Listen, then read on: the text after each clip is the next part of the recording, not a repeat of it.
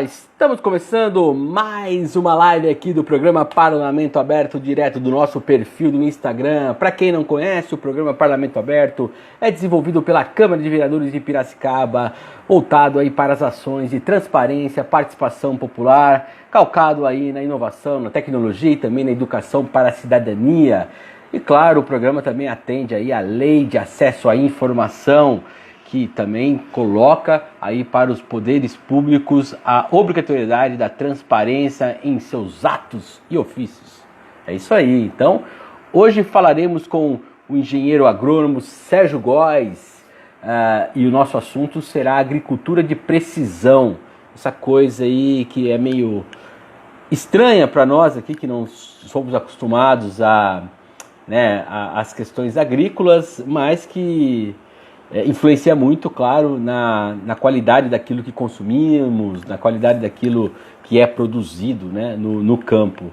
Então, daqui a pouquinho o Sérgio já está chegando com a gente aqui, e a gente vai conversar sobre esse assunto, a gente vai conhecer mais esse assunto. Opa, o Sérgio já está aqui, já está inclusive pedindo para participar. Os nossos entrevistados já entram, já estão ligados no que está acontecendo. Então, é isso aí. Fala, Sérgio Góes, seja muito bem-vindo. Tudo bem? Boa tarde, tudo bem? Você me ouve bem? Tá me vendo bem?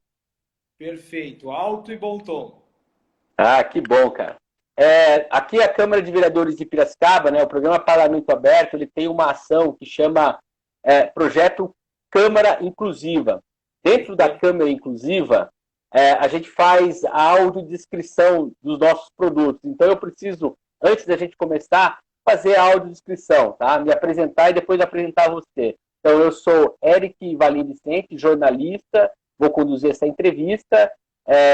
Sou moreno, tenho cabelos castanhos, também os olhos castanhos, estou sentado em um sofá com um fundo esverdeado. O Sérgio Góes, que é o nosso entrevistado, é engenheiro agrônomo, também é moreno, tem cabelo um pouco mais grisalhos e tem no fundo dele aí uma janela com representando uma plantação, como ele disse para mim, de uva. Então está aí feita a audiodescrição para acesso às pessoas, aos surdos, tá? É por isso que a gente faz essa audiodescrição e também aí amplia a possibilidade do nosso conteúdo chegar em outros públicos também, né? Sempre importante isso daí. Sérgio, antes de mais nada, eu queria agradecer a tua disponibilidade em conversar, agradecer a Daniele Risse, que é a assessora da APAgri, né? E que fez o contato. Muito obrigado pela sua atenção, viu? Opa, nós que agradecemos aí ao convite e a oportunidade para falar para o seu público. Que bom, fico feliz. Bom, como a gente conversou no nosso teste, né, e eu também deixei aqui, sempre falo, quando a gente traz especialistas de temas que fogem um pouco assim, do que é comum das pessoas verem, né, nos meios de comunicação e tudo mais, é lógico que a gente vai falar sobre agricultura de precisão, sobretudo para pessoas que são leigas, como eu, em agricultura de precisão, tá? Então, antes da gente começar o assunto, só apresentar um pouquinho aqui o currículo do Sérgio, para você ver como que vai ser difícil para ele falar muito simples, porque ele é muito qualificado naquilo que faz. Então, ele é CEO da PEAgri Soluções Agronômicas, formado pela Exalc, tem MBA em Gestão Empresarial, especialização em Manejo de Solo, tudo pela Universidade de São Paulo, pela USP, atua como consultor técnico em fertilidade do solo e agricultura de precisão, além de ser considerado uma referência em adubação e correção no cerrado e na cultura do algodão. Né? A PEAgri, que é a empresa que ele é CEO, presta serviços, assessoria, suporte para produtores em todo o Brasil e agricultura de precisão e digitais, fundada aí há 18 anos por ele mesmo. Então, fica aí apresentado o Sérgio para quem não conhece. Aí, gostaria de começar a nossa conversa, Sérgio, bem, entre aspas, aí do início, sendo bastante redundante, inclusive.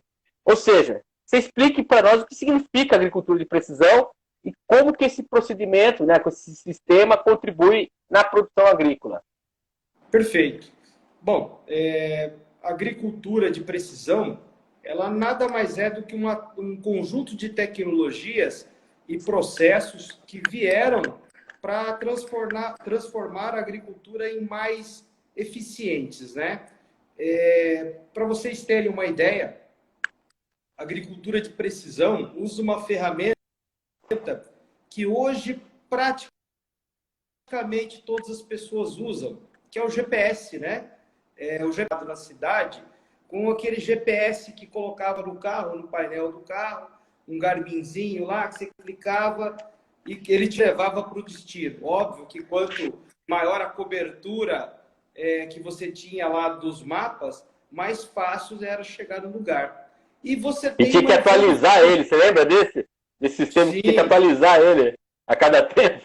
exatamente. Então, por exemplo, os mapas eram tão pesados que estavam ali por trás que você, por exemplo, você tinha o mapa do Brasil, mas se você resolvesse fazer uma viagem para fora do país, colocar outro driver para poder gravar aquilo. Então, o princípio que utilizava é o mesmo que é utilizado pela agricultura de precisão.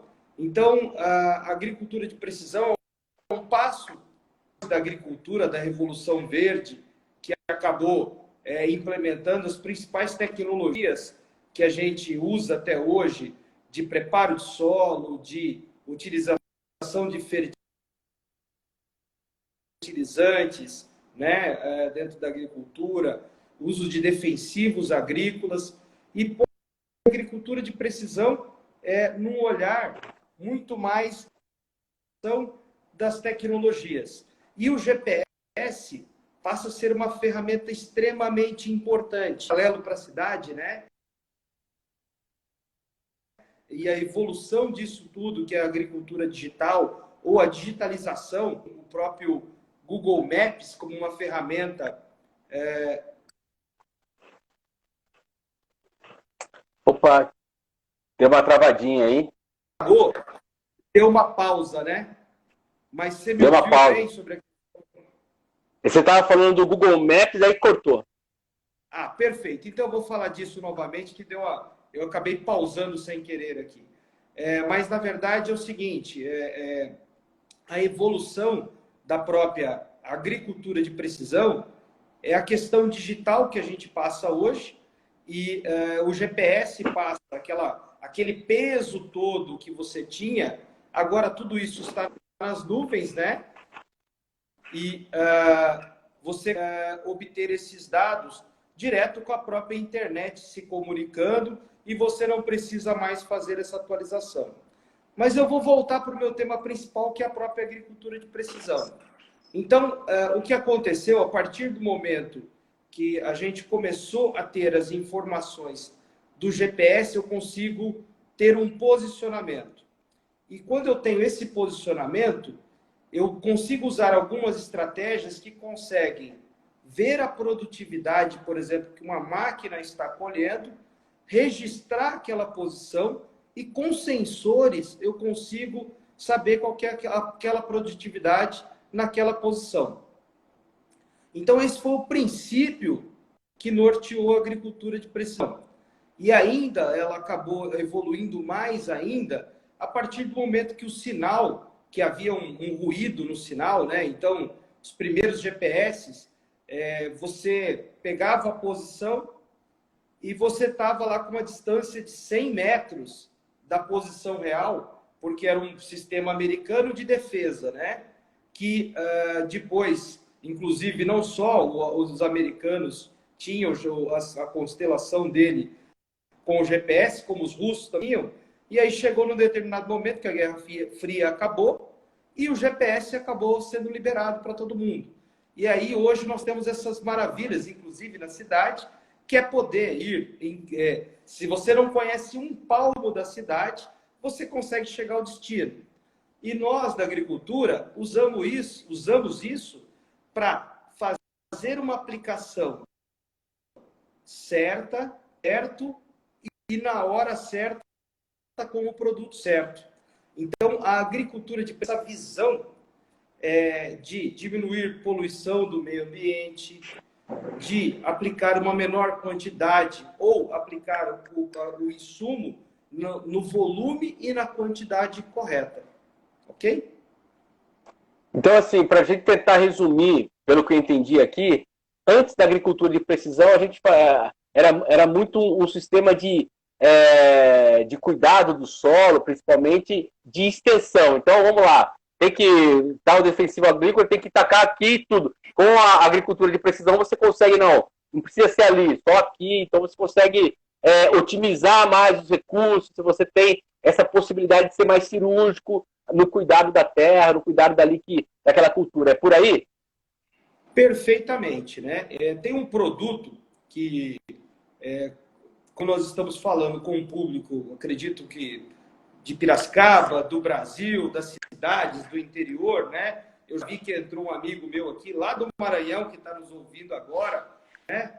E é legal a questão, a extensão hoje desse tipo de comunicação e como diz, a expansão, o acesso a tudo isso, né? Então, eu tenho um produto que chama-se calcário, né? Calcário vem de uma rocha, que ela é moída, ele é um produto que faz correção de acidez do solo. Então, assim, talvez vocês não conheçam o calcário, mas pode ser que vocês tenham passado na estrada e enxergado lá uma poeira branca, né?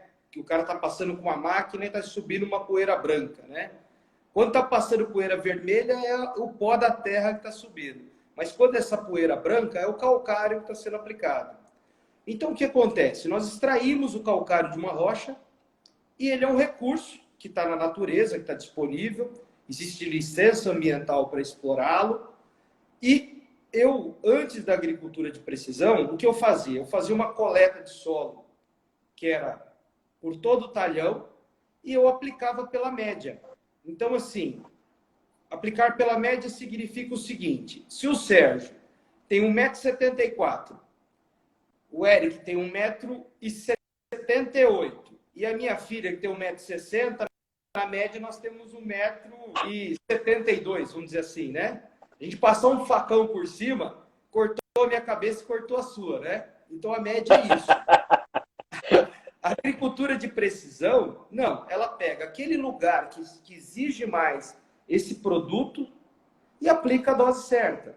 Pega aquele lugar que precisa de menos e coloca a dose certa.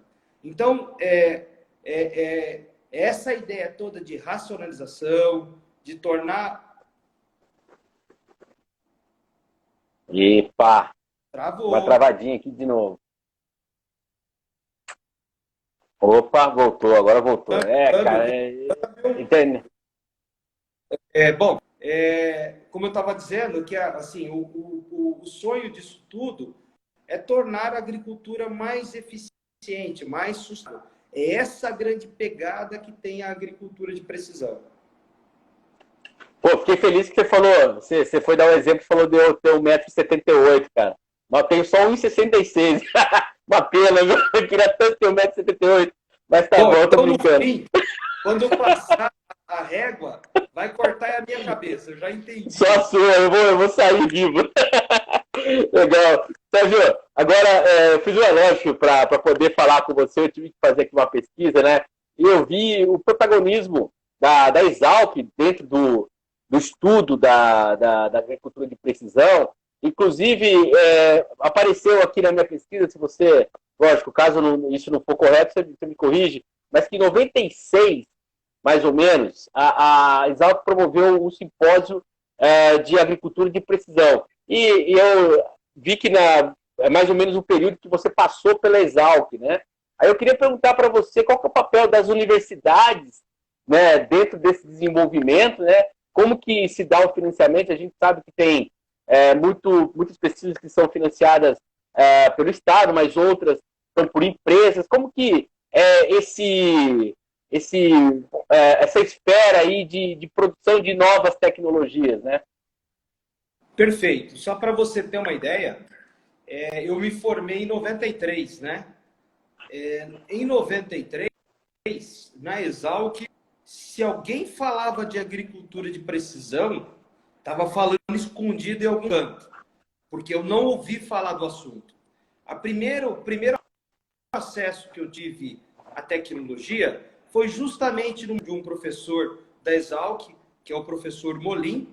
Eu estava em um evento na Castrolanda, programado por uma empresa, e eu estava como convidado, e eu ouvi falar da tecnologia de agricultura de precisão. A gente já tinha ouvido falar em GPS, mas o termo agricultura de precisão, eu tive contato com ele em 97. Então, o que acontece? A universidade e os centros de pesquisas, eles têm uma importância total para que desenvolva o conhecimento. Aí, o conhecimento ele passa por um processo de prova, e a partir dessa prova, isso começa a ser divulgado ao mercado, né? Só para você ter uma ideia, a Peagri, ela começou em 2002, foi uma das empresas pioneiras nesse mercado, e a universidade foi muito importante. Na época, eu me associei a uma outra pessoa que estava saindo da universidade, terminando o mestrado, para fazer o trabalho com agricultura de precisão. Então, o que acontece? Se não houvessem as universidades, se elas não continuarem fazendo pesquisa e extensão, ou pelo menos fazendo a pesquisa e divulgando isso, né, de modo que consultores ou os produtores tenham essa informação, a gente para de evoluir, certo? Então, a Exalc tem mais de 100 anos e continua sendo uma máquina que gera esses conhecimentos. Existem outros centros de pesquisas, né? Além da própria Exalc, procuramos conhecimento fora do Brasil e várias vezes para as feiras que acontecem nos Estados Unidos, né? Mas o que tem de bom e o mais maravilhoso hoje dentro da nossa agricultura é que nós estamos na mesma velocidade, por exemplo, que o produtor americano, né? Então, hoje o acesso ao conhecimento, à informação, ela está praticamente alinhado com isso tudo, né? E a universidade tem um papel muito importante em todo esse processo. Agora, em termos de financiamento das pesquisas, como que isso ocorre hoje? Porque você falou do GPS, por exemplo, falou da aplicação militar, eu acho engraçado, né? A Guerra Fria foi um período muito complicado em termos de conjuntura política, mas muito da que a gente usa hoje, né, o GPS, a própria internet, como conhecemos, né, foram desenvolvidas nesse período, né? É claro, estou aqui fazendo uma conjecção aqui em torno do período histórico aí. Mas como que se dá esse processo de investimento? As empresas normalmente têm uma solução que busca para o mercado ou algo que surge? Como que é feita essa parte? Quem bota o dinheiro para a coisa acontecer, vamos dizer assim? Perfeito, muito legal a sua pergunta. E assim, eu falei que nós estamos acelerando o Brasil. Acabou de entrar um amigo nosso que está lá na Califórnia, que deu um joinha para a gente aqui. Então, Tadeu Landim. Legal isso. Que legal. O que eu queria dizer para você é o seguinte: a universidade ela tem um limite de recurso, mas você tem as fundações que colocam recurso para financiamento. Então, o que acontece é que a universidade faz a pesquisa básica, empresas como a Peagri e outras empresas criam departamentos que vão se aprofundar e transformar isso em aplicação prática. E existe uma nova onda ainda dentro desse jogo, que são empresas, que são as startups, que estão pegando. E um exemplo fantástico disso é o Waze, né? O Waze, eles pegaram as informações do usuário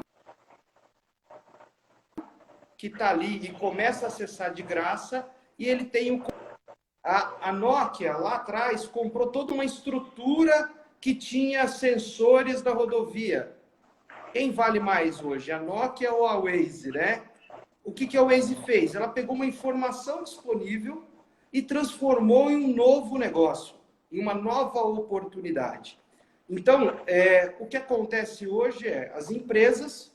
Então, a Peagri, ela tem um departamento de pesquisa, né, e inovação, e eu tenho uma pessoa que está lá correndo atrás de identificar oportunidades e transformar isso em aplicação para o produtor.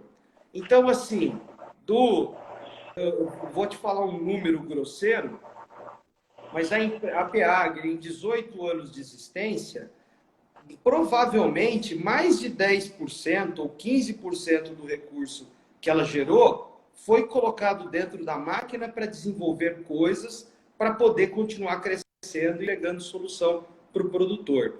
Então, você tem as universidades, você tem as fundações, né, FAPESP, CNPq, que colocam dinheiro para pesquisa básica, você tem as empresas estudando e desenvolvendo e criando as alternativas, e aí você tem hoje um número enorme de startups que olham para alguns problemas e tentam criar soluções para que esse pipeline evolua mais rapidamente. Ok?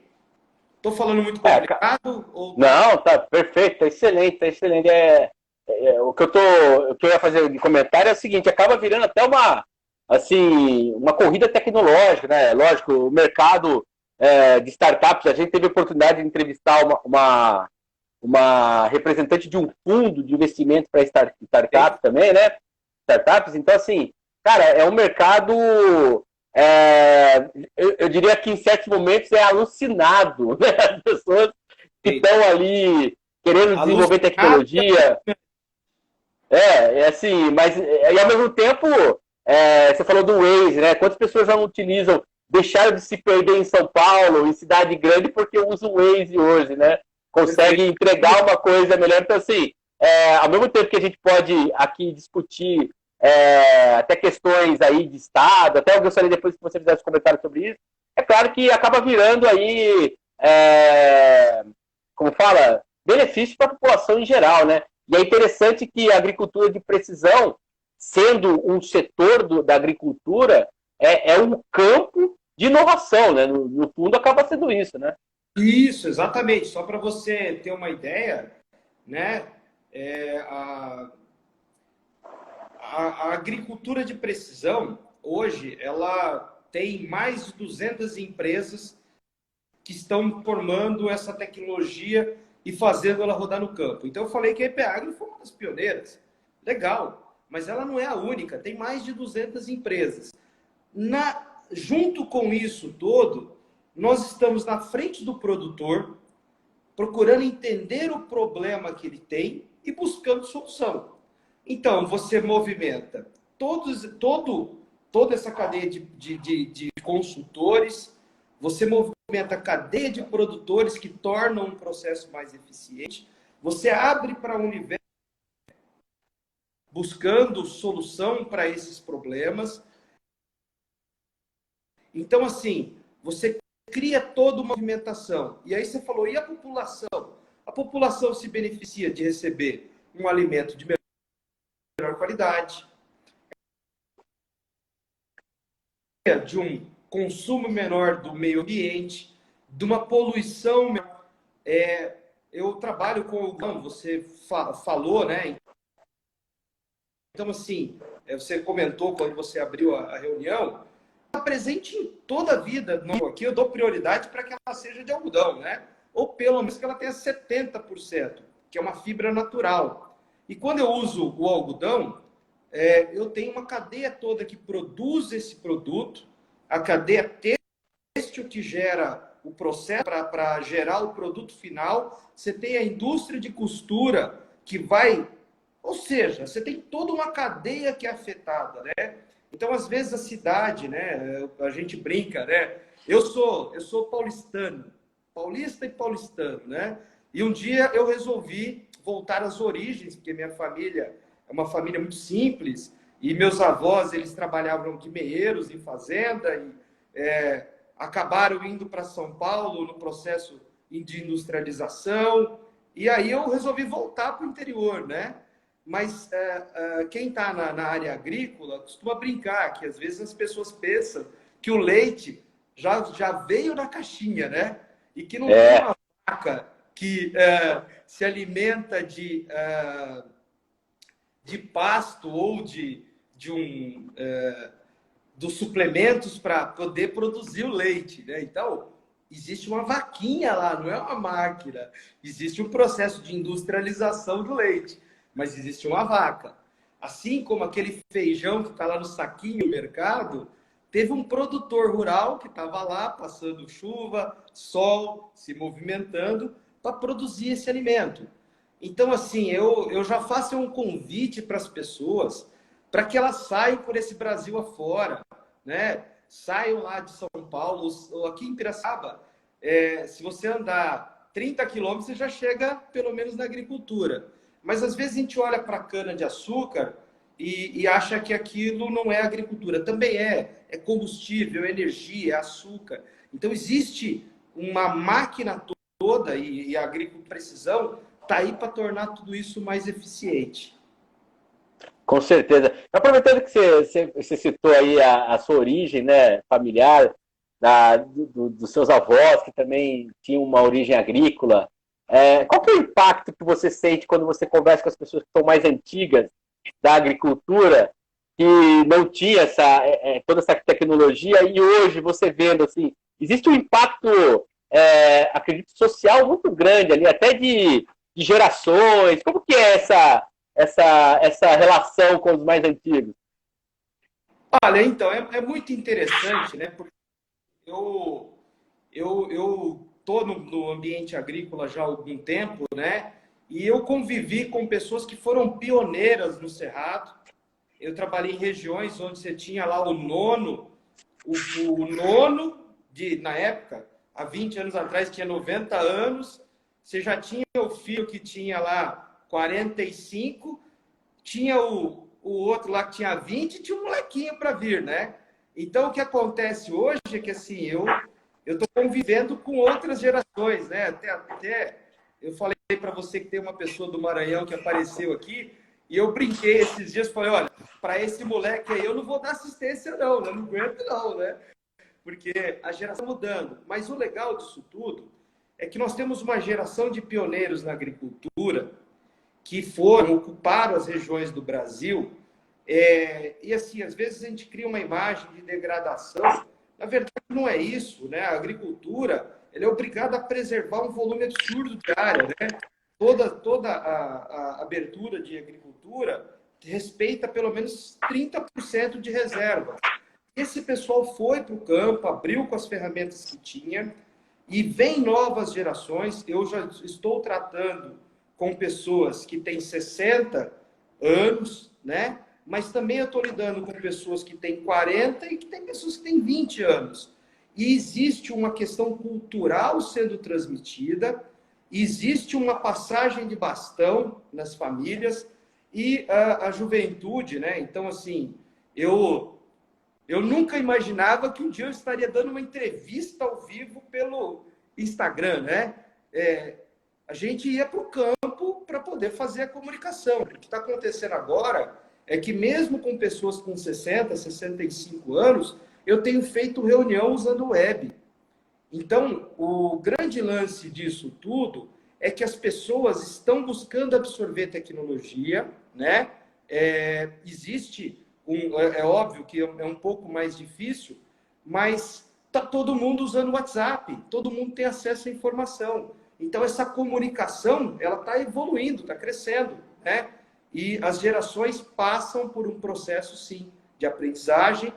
E nós, pelo menos eu que tenho 50 e tantos anos, estou aprendendo a conviver com essas gerações mais novas, né?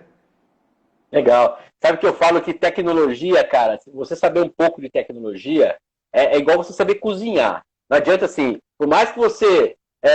eu não sei cozinhar. Cara, algum arroz, feijão, um ovo, um bife, uma salada, alguma coisa você tem que fazer, porque senão você não vive sem saber cozinhar. E tecnologia é um pouco isso hoje, né? Tem que saber o que é um algoritmo, o que você está fazendo numa rede social, por que você usa essas coisas. Né? Então, assim, eu faço essa comparação, assim, porque, meu, é uma questão que não dá para a gente dizer, eu não gosto de tecnologia. Não, cara, estamos aqui, estamos usando, né, trabalho o dia inteiro com computador, estamos aplicativo para pedir comida, aplicativo para pedir, enfim, carona. Então, assim, a gente tem que saber que o mundo, bom ou mal, com as qualidades, com os defeitos, É isso aí mesmo, e a gente tem que saber dialogar, né? Por isso que eu fiz essa pergunta. Agora, você que viaja por conta aí do seu trabalho, qual que é o nível de aplicação das ferramentas de agricultura de precisão no Brasil? Assim? Existem regiões que têm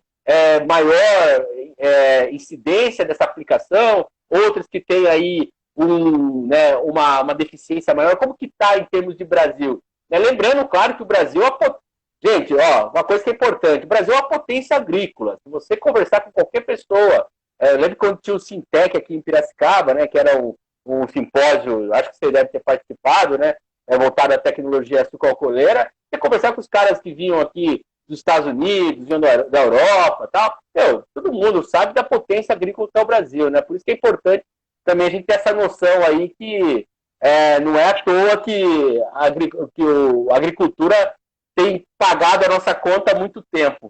Então, como que está esse nível de aplicação dessas ferramentas do Brasil, Sérgio? Perfeito. É assim, no Brasil, eu diria para você o seguinte, né? Então, eu comecei a andar pelas lavouras, efetivamente no ano de 1993. Eu entrei na escola em 89 e aí passei por esse período. O que aconteceu nesse meio de caminho é que houve nesses últimos, vamos colocar, os últimos 15 anos, houve uma mudança, uma modernização da frota brasileira, né? Então, só para você ter uma ideia, quando eu comecei a andar pelas lavouras, a colhedora, ela era um instrumento, né, que nem todo mundo ainda tinha, mas sim, todos os produtores, pelo menos com escala mínima, já tinha uma colhedora de soja, de milho, né? Mas ele era um instrumento extremamente rudimentar, né? Só para você ter uma ideia, você tinha uma gaiola atrás, que essa máquina ia recolhendo lá na frente o grão, ia batendo e armazenando lá em cima. Mas você não tinha ar-condicionado, você tinha muito pouca tecnologia, tudo era mecânico. E o que aconteceu é que isso passou por um processo de evolução tão grande. Como eu te falei, você falou, 96, 97, já se falava em monitor de produtividade, né?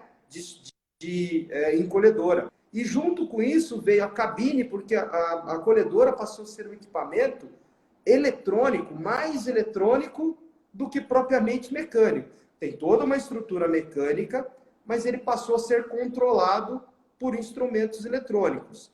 Então, hoje, o Brasil, praticamente o que nós chamamos de uma agricultura moderna, e eu diria que é do Rio Grande do Sul, do Oiapoque ao Chuí, vamos falar assim, de leste a oeste, né? Porque nós temos agricultura no Amapá, nós temos agricultura no Rio Grande do Sul, nós temos agricultura em Roraima, e toda ela acontece hoje com tecnologia. Então, as colhedoras, as plantadoras, os pulverizadores, todos têm uma carga eletrônica muito grande.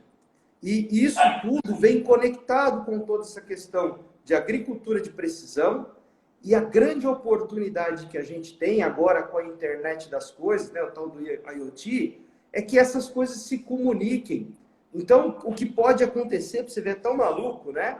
Que nós poderíamos estar aqui, eu com uma tela ali de computador aberta e acompanhando uma operação que esteja acontecendo numa fazenda de um produtor, tanto no Maranhão como na Bahia.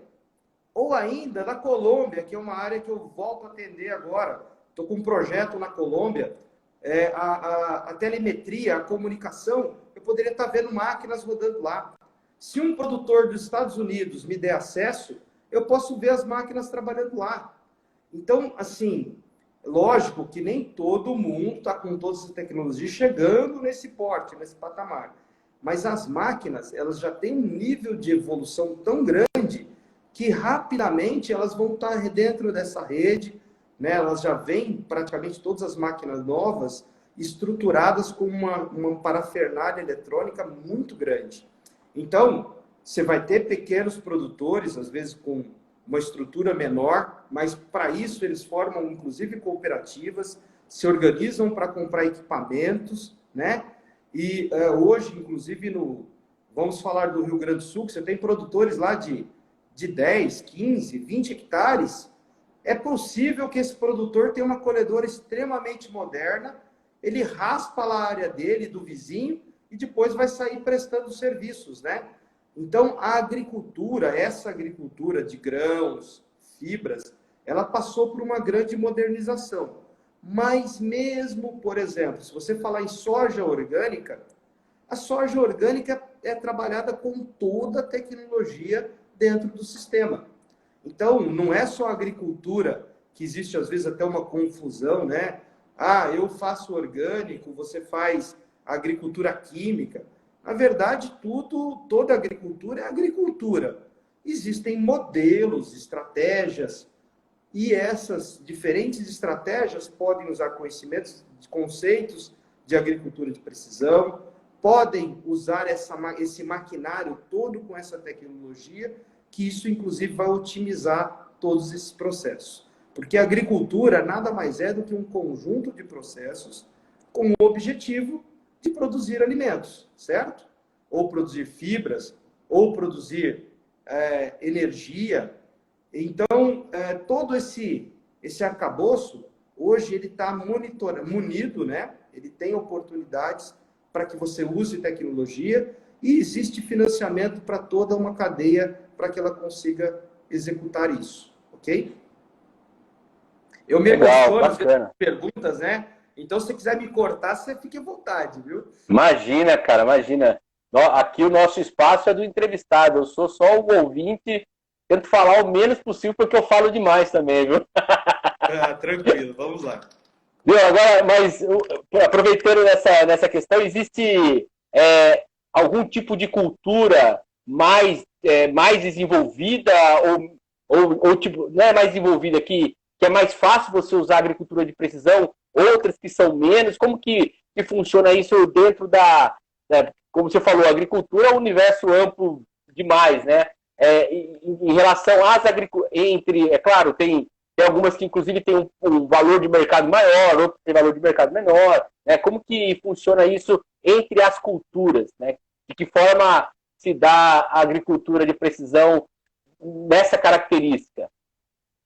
Seria fácil dizer para você que a cultura de soja e milho, e hoje o Brasil ele é o país que faz safra e safrinha, é o principal país, ele faz 2 safras, né? A gente tem aí essa condição de clima e, na verdade, arrojo, né? Para fazer até 2 culturas no Cerrado, no estado de São Paulo e tal. Essas daí seriam as culturas que mais utilizam pelo tamanho da área que ocupam, né? A soja são mais de 30 milhões de hectares, então daria para dizer que é o maior volume de utilização, mas a cultura do algodão usa muito a tecnologia, e aí o que seria interessante dizer também, que as tecnologias de agricultura de precisão, elas são usadas em pequenas escalas. Imagina um produtor de uva, que ele precisa ter uma escala e ele precisa identificar o tipo de solo, porque aquilo, no caso de uva, por exemplo, uva para vinho, você tem lá o tal do terroir, né? E do mesmo jeito que o terroir da uva, o café. Então, são pequenos produtores, por exemplo, da região do sul de Minas, que hoje identificam as diferenças do tipo de solo e condição para fazer microlotes de sabores diferentes. Então, o café passa hoje por um uso de tecnologia extremamente elevado, porque nós estamos começando a aprender a tomar café de qualidade, né? Então, nosso café padrão sempre foi um café torrado, muito forte, amargo, né? Hoje, as pessoas começam a tomar café tentando identificar as minúcias do sabor, né? E se eu tiver o reconhecimento das diferenças dos tipos de solo, de ambiente, eu posso ter um café de melhor qualidade. Então, desde as grandes culturas que usam em escala, a fruticultura, a produção do café, todas elas usam a tecnologia. Agora, se você falar em volume de área aplicado, com certeza a soja, e a soja com milho safrinha, é a cultura que mais, o conjunto safra, safrinha de milho, soja e milho, desculpe, é o que mais utiliza a tecnologia. E distribuído, de novo, de norte a sul do Brasil. Antigamente tinha-se um tabu que usava-se agricultura de precisão só em área que já era madura e coisa e tal. Hoje, já existem produtores que fazem todas as medidas previamente para reconhecer a variabilidade e a demanda para fazer a correção na abertura da área. Então, a tecnologia, ela realmente passa a ser ocupada por todo o Brasil. Ok? E por todas as... Legal, Sérgio. Bacana. Aí, para fechar esse geralzão sobre a questão da agricultura de precisão, você falou de forma muito pontual lá no início da nossa conversa sobre o impacto ambiental, né? Queria que você se aprofundasse um pouquinho mais de que maneira que a agricultura de precisão contribui, né? A gente tem essa discussão enorme, por exemplo, sobre, né, dentro do mapa agrícola brasileiro, sobre o avanço das florestas, né? Essa discussão que há, não é de agora também, eu acompanho isso há muito tempo, essa discussão envolve questões políticas, envolve questões de produção, enfim. Inclusive, recentemente tivemos aí até problemas internacionais, de mercado internacional, envolvendo essa questão de avanço na floresta. Como que ela pode contribuir para dentro desse contexto, Sérgio? Perfeito. Essa é uma pergunta bastante interessante. Comecei a falar exatamente isso, da ocupação e da responsabilidade que o produtor tem, né, o produtor rural, em fazer a manutenção do meio ambiente, né? Bom, em primeiro lugar, um conhecimento que eu acho que deveria ser melhor divulgado é essa questão. Hoje, qualquer produtor que tenha uma área, por exemplo, de cerrado, e ele queira cultivar nessa área, ele precisa fazer o georreferenciamento e ter uma reserva legal. Ele tem que manter, de acordo com a região, de 30%, e se for lá na região, por exemplo, amazônica, o máximo que você pode explorar é 20% da área. Bom, esse é o primeiro passo. Segundo, então ele é obrigado a preservar todos os mananciais e assim por diante. Existe uma questão de reserva obrigatória. Não é a minha especialidade falar sobre esse assunto. Mas esse é o primeiro passo, essa é a primeira obrigação que ele tem. Segundo, o produtor rural, a maior parte dos produtores rurais hoje tratam as suas fazendas de uma maneira extremamente profissional. Então, ninguém tem interesse em desperdício. Então, na hora de aplicar insumos, um pouco diferente, por exemplo, da condição americana, né? Os americanos passaram a ter mais atenção até das medições e do uso da agricultura de precisão, porque eles tinham muito problema de contaminação de água. A agricultura lá é feita praticamente em condições de encharcamento, né? Tanto que eles dificilmente perdem idade no meio oeste americano. Já aconteceu, mas é difícil.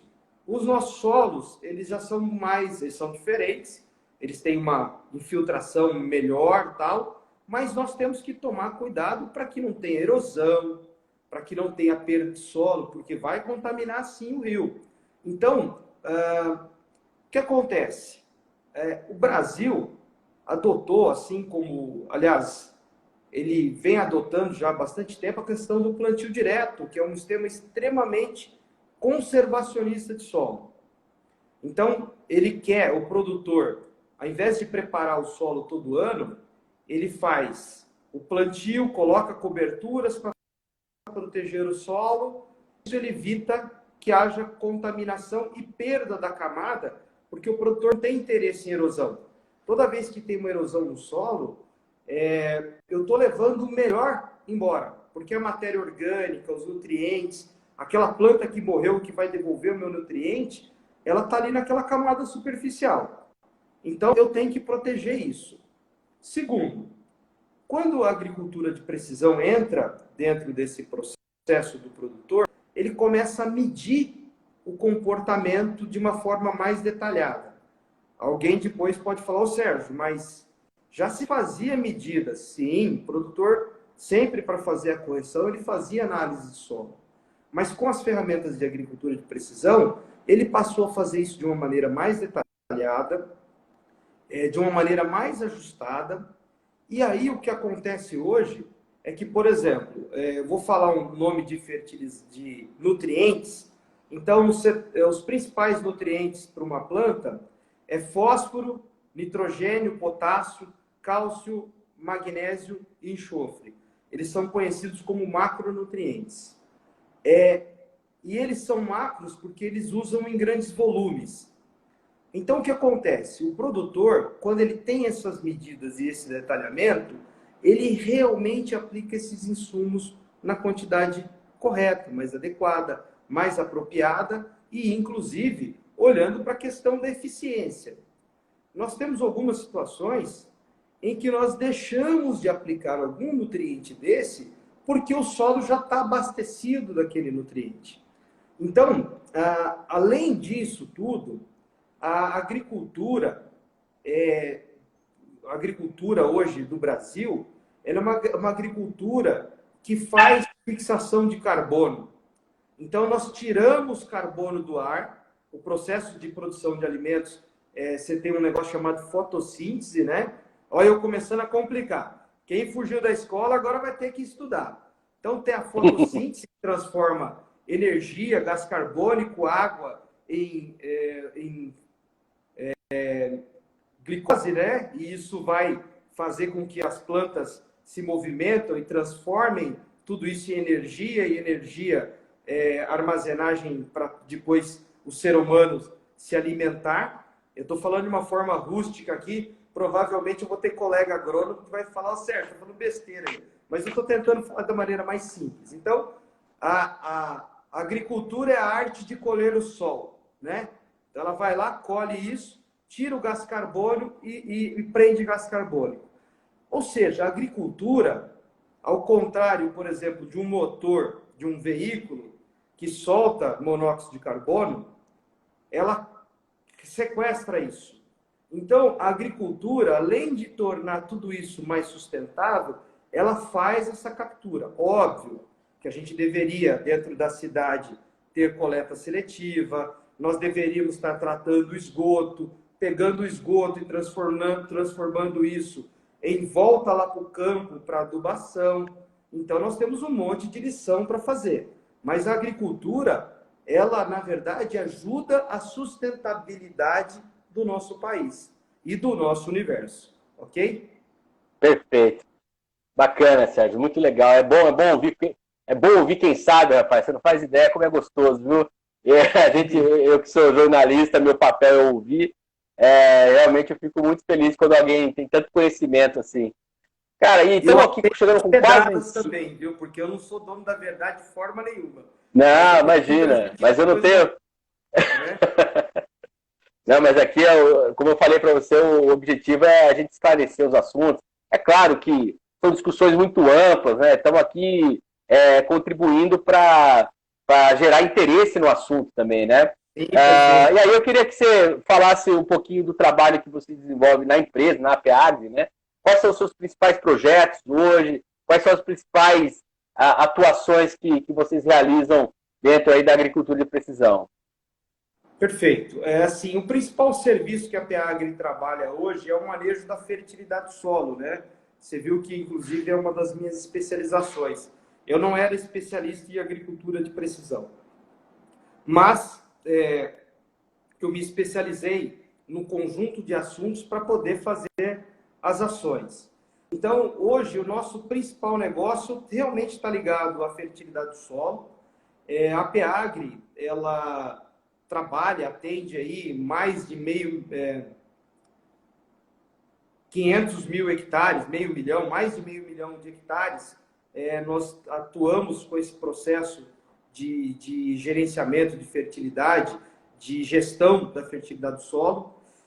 Nós temos um processo que está sendo desenvolvido na nossa área de tecnologia. Nós estamos criando plataformas digitais para melhorar a nossa comunicação, trazer mais rapidamente a informação do campo, registrar de forma mais qualitativa os dados que a gente gera.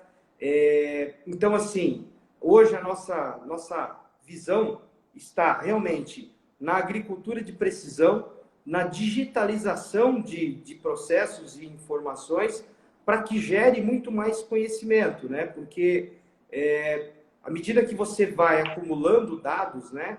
Então, imagina um produtor que eu tenha começado a assessorá-lo há 20 anos atrás. Quanta informação que já está acumulada e quanto cabelo branco eu já tenho, né? Ao longo desse tempo. Só que agora nós temos a vantagem da expansão das máquinas. Então, o nosso discurso agora começa a falar em Big Data, em grande quantidade de informações que, de alguma forma, se ele for organizado e tratado, ele pode trazer a evidência de problemas ou soluções para problemas que nós não imaginávamos. Porque, assim, eu não acredito nas máquinas substituindo o ser humano, né? Eu acredito que as máquinas vieram para servir o ser humano. Então, eu acredito que toda essa digitalização, ela vem para nos servir e não a nós servirmos a ela. O que eu armazenava mal e porcamente há 20 anos atrás, às vezes em cadernos, agora não, há mais de 20 anos já estão nos computadores. Se eu organizar essas informações e coletar informações mais organizadas, a capacidade de expansão do conhecimento vai ser gigante. Então, a nossa visão, o nosso olhar objetivo é consultor trabalhando, atendendo e levantando e reconhecendo os problemas da agricultura, apoio na ciência e, dentro desse universo, a organização, o trabalho com os dados para que nós façamos o nosso trabalho cada vez melhor. Existe um termo, né? Você falou do Big Data, aí eu também é um termo que eu tenho muito interesse por conta da comunicação, né? E o pessoal fala da mineração de dados, cara, porque é o que você faz hoje, você pegar e conseguir compor a quantidade de dados e transformar aquilo em conhecimento, né? O que é muito diferente de você ter os dados e saber o que você tem na mão, realmente é um avanço e tanto. Mas vocês têm também um laboratório lá em Uberlândia, né? Eu vi aqui na apresentação da sua empresa, que é UBSER Solo, é isso? O nome do laboratório? Qual que é o trabalho que vocês desenvolvem lá? Legal. UberSolo, assim, eu acabei comentando, nós temos um time de 70 pessoas, né? E a maioria com nível técnico ou nível superior, né? Para fazer as entregas que nós realizamos, precisa ter conhecimento. E o laboratório é uma parte do nosso negócio. Nós temos lá 20 colaboradores que trabalham dentro desse ambiente e ele faz nós coletamos as amostras de solo, o laboratório faz análise química dessas informações e a partir dela nós fazemos as nossas recomendações. Então, assim, números grosseiros, o laboratório, desde 2009, já deve ter analisado mais de 1 milhão de análises de solo. Só para você ter uma ideia. Isso é um número absurdo, né? Então, antes da agricultura de precisão, o produtor fazia no máximo uma por talhão, às vezes uma por ano. E hoje, nós pegamos uma área, por exemplo, de 100 hectares, nós geramos 35 amostras de solo. Então, o laboratório é uma parte importante do processo para quem te gera informação. Óbvio que nós estamos olhando para tecnologias substitutivas, para a automação do próprio laboratório, mas hoje, sem esse processo, seria inviável o nosso trabalho. Perfeito, perfeito. E você estava falando de plataforma, né, mas só avisar aqui, ó, estamos com 55 minutos já de live, né? Eu sempre dou uma avisada um pouco antes, porque o Instagram ele corta no meio. Ele corta no meio e é chato, cara. Eu não quero que meus entrevistados sejam cortados no meio enquanto fala. Mas eu vi que vocês têm essa plataforma digital aqui, a Pagre Monitor. Explica um pouquinho o que é essa plataforma. É um pouco aquilo que você explicou anteriormente, né? Mas com mais detalhes. Isso, exatamente. A plataforma Pagre Monitora é uma plataforma que tem o objetivo de organizar os dados que nós trabalhamos, né? Então, hoje, ela já está munida das questões de imagem satélite. Eu consigo, com uma rede de estações meteorológicas, analisar o potencial produtivo de uma área, o potencial teórico, né? Porque no fim você tem a produtividade real. E aí você consegue entender quais são os impactos do clima na produtividade. Então, um dos nossos desafios é realmente ajudar o produtor a produzir mais, né? E a ideia da plataforma é organizar os dados para que a gente enxergue e organize esses gaps, né, essas falhas, para poder fazer uma melhor recomendação para o produtor. Que bacana. Nossa, tecnologia em alta vontade, é muito legal.